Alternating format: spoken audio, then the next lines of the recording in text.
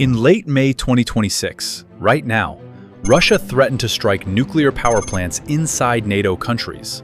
Not a vague warning, not diplomatic language, a direct, named threat.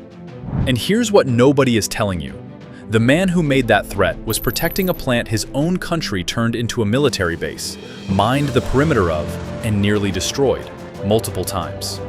But that's just the beginning, because what's actually happening behind Russia's nuclear threats is far more dangerous and far stranger than anything you've seen in the headlines. Stay with us. On May 30th, 2026, Dmitry Medvedev, Russia's former president and current Deputy Security Council chairman, issued a chilling statement.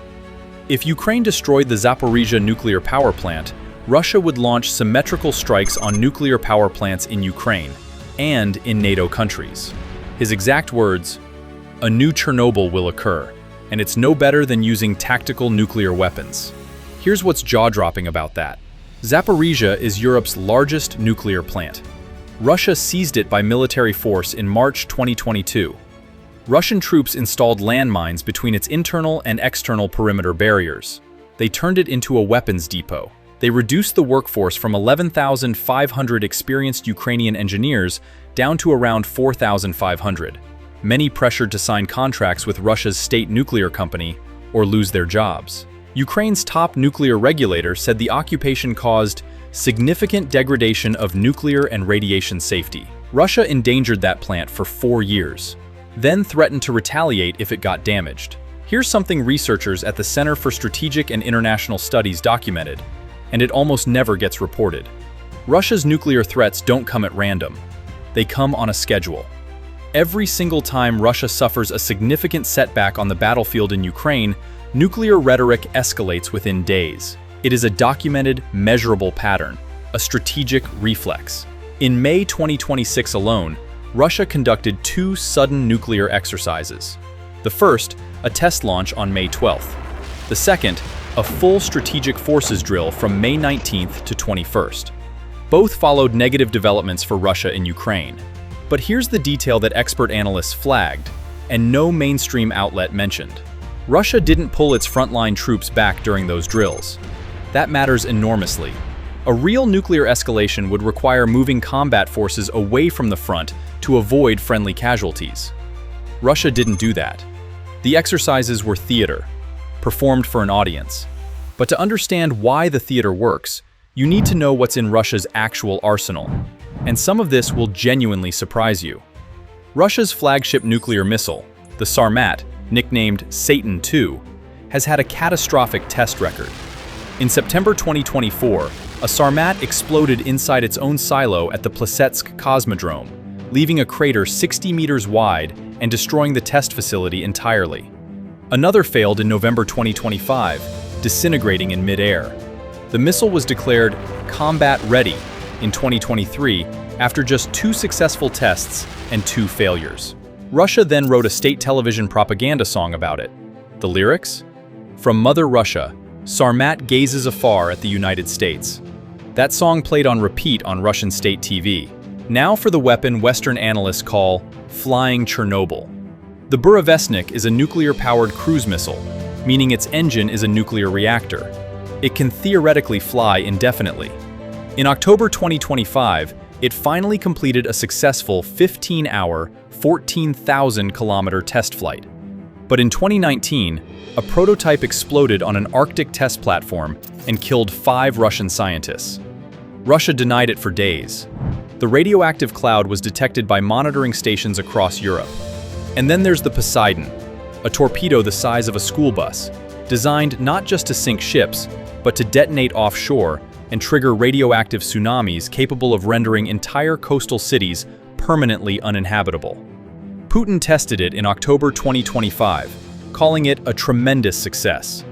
Arms control experts said it breaks virtually every traditional rule of nuclear deterrence ever written. While all of this was happening, Russia was inside the United Nations, pledging its commitment to nuclear non-proliferation.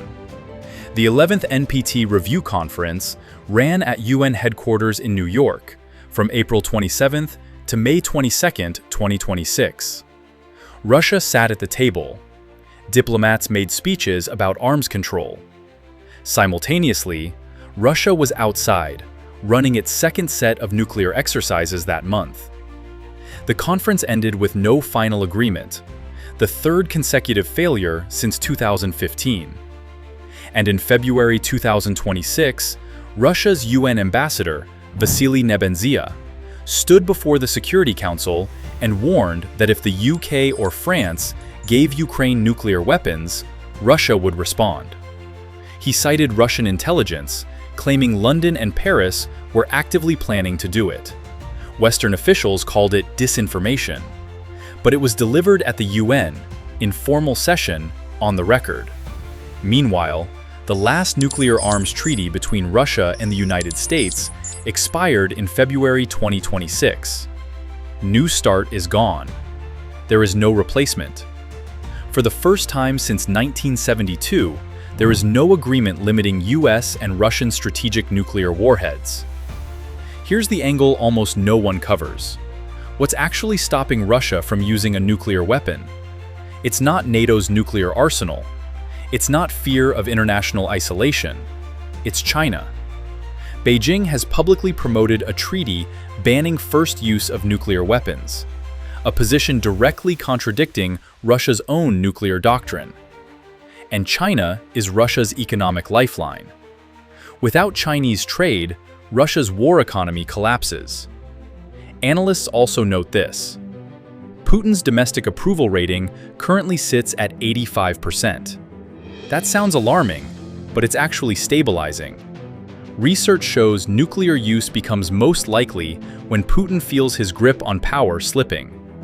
At 85%, he has no domestic pressure pushing him toward the nuclear threshold. The US intelligence community's 2026 annual threat assessment said it plainly.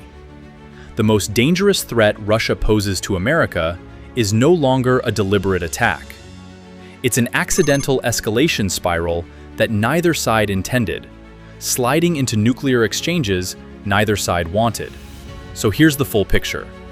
Russia is threatening NATO with nuclear strikes, from a position of real military weakness, using missiles that keep exploding in their own silos, protecting a plant they themselves endangered, while sitting at the UN pledging peace.